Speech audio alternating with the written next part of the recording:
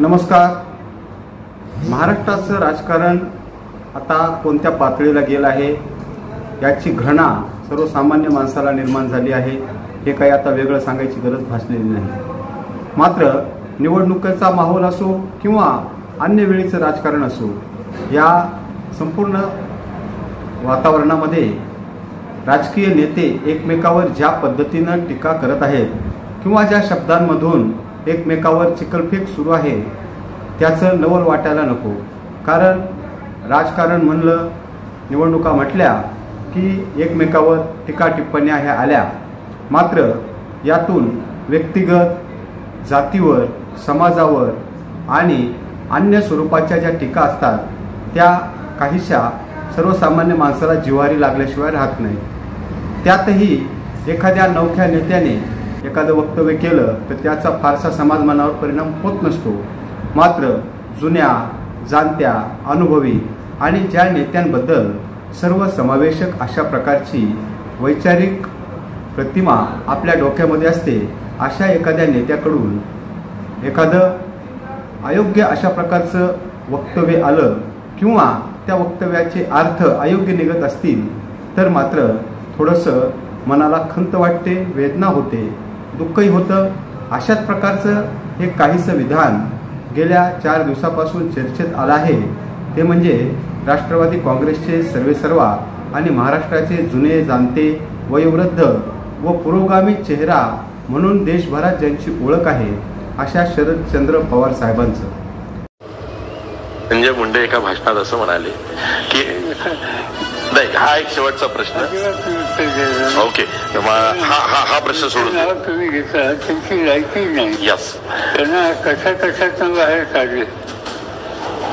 याची जर गलती गेली तर त्यांना खेळला मुश्किल. एकंदरीत त्यांनी केलेले उद्योग या सगळ्या गोष्टी मी आता बोलू इच्छित नाही. आणि त्यांना एक लहान कुटुंबाचा, लहान समाजाचा एक उदयन दिसतो. म्हणून त्यांना हाताला धरून विरोधी पक्ष नेत्याची जबाबदारी दिली. लोकांची नाराजी होती. आणि हे सगळं माहीत असताना सुद्धा ते आता माझ्या व्यक्तिगत हल्ले करायला लागले, कुटुंबावर हल्ले करायला लागले. त्याच्यावर मी आता भाष्य करणार नाही. आज शेवटचं त्यांच्याबद्दलचा उल्लेख माझ्याकडे होईल. शरद पवार साहेब खऱ्या अर्थानं देशामध्ये एक पुरोगामी वैचारिक वारसा चालवणारा नेता अशा प्रकारची त्यांची ओळख आहे.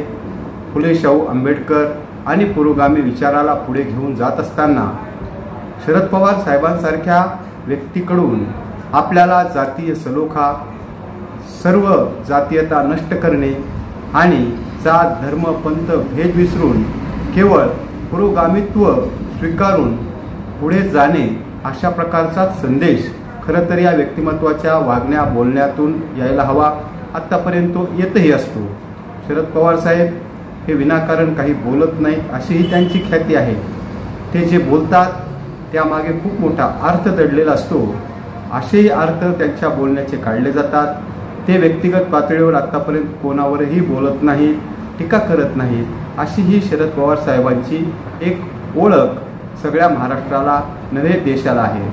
मात्र गेल्या 4 दिवसापूर्वी शरद पवार यांनी धनंजय मुंडे यांच्या बाबतीतले जे वक्तव्य केलं त्याची खूप मोठ्या प्रमाणावर चर्चा होत आहे. आणि ती चर्चा होणं साहजिकही आहे. कारण राजकारण म्हणलं आणि विरोधी पक्षातील राजकीय नेत्यावर आपल्याला बोलायचं असेल तर एका पातळीवर राजकारणाच्या दृष्टीने मुद्द्यावर आणि राजकीय चुकावर बोललं गेलं पाहिजे. परंतु शरद पवार साहेब धनंजय मुंडे यांच्यावर बोलत असताना मात्र काहीसे वितरले आहेत का असा प्रश्न निर्माण व्हावा अशा पद्धतीचं वक्तव्य त्यांनी केलेलं आहे.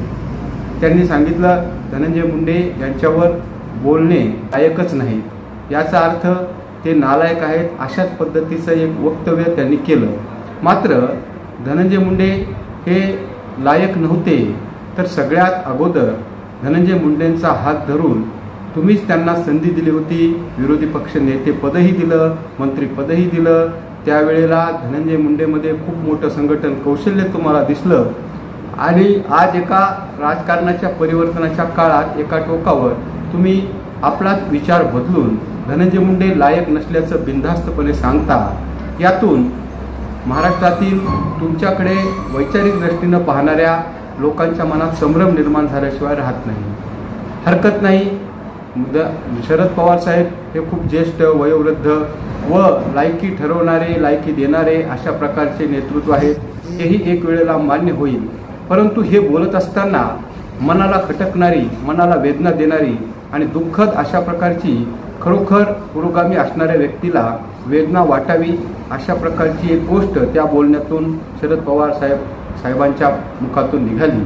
ती म्हणजे धनंजय मुंडे यांना संधी देताना ते लायक नव्हते, मात्र एका छोट्या समाजातील, एका लहान समाजातील व्यक्तीला, उमद्या असलेल्या तरुणाला संधी भेटावी आणि म्हणून मी त्यांना त्यावेळेला संधी दिली अशा प्रकारचं ते वक्तव्य आहे. मग हे बोलत असताना किंवा एखाद्या व्यक्तीवर राजकीय टीकाटिप्पणी करत असताना एखादा समाज लहान आहे का मोठा आहे अशा पद्धतीचा भेदभाव शरद पवार साहेबांसारख्या व्यक्तीकडून व्हावा हेच खरं तर मनाला वेदना देणारी गोष्ट आहे. पुरोगामी हा विचार ज्यांच्याकडे बघून साडेजण शिकतात अशा शरद पवार साहेबांच्या मुखातून एखादी जात लहान असणे, छोटी असणे, मोठी असणे अशा प्रकारची वक्तव्य येणं आणि एखादं घरानं लहान आहे, एक लहान कुटुंब आहे अशा पद्धतीच्या अर्थानं जी वक्तव्य येतात या वक्तव्यातून एक प्रकारचा द्वेषमूलक भाव आपल्याला बघायला मिळतो. मात्र या गोष्टी नवशिख्यांकडून किंवा नवोदित नेत्यांकडून, अवखळ उत्कळ नेत्यांकडून ह्या अपेक्षितही असू शकतात. मात्र शरद पवार साहेबांसारख्या दिग्गज आणि संपूर्ण आयुष्य पुरोगामी विचार रुजवण्यासाठी ज्यांनी घातलं, सर्व 18 पगड जाती धर्माचं राजकारण ज्यांनी केलं, त्यांनी अशा एका टप्प्यावरती जात, कुटुंब, छोटं मोठं, लहान मोठं असा भेदभाव करणं हे खरंच मनाला न पटणारी गोष्ट आहे. शेवटी शरद पवार साहेब हे दिग्गज आहेत, मोठे आहेत, वयोवृद्ध आहेत, ज्येष्ठ आहेत, अनुभवी आहेत. मग आता ते अशा पद्धतीनं बोलायला लागतात त्यावेळी पवार साहेब ह्या राजकीय सर्व परिस्थितीत बिथरले आहेत का, की मुद्दामहून शरद पवार साहेब अशा पद्धतीची वक्तव्य करत आहेत, यामागे काही मोठं दडलेलं आहे का, अशा प्रकारचे प्रश्नही निर्माण होणं हे साहजिकच आहे. हा व्हिडिओ आपल्याला कसा वाटला ते नक्की कॉमेंट करून कळवा. व्हिडिओ आवडला असल्यास लाईक करा, शेअर करा आणि आपल्या चॅनलला नक्की सबस्क्राईब करा. धन्यवाद.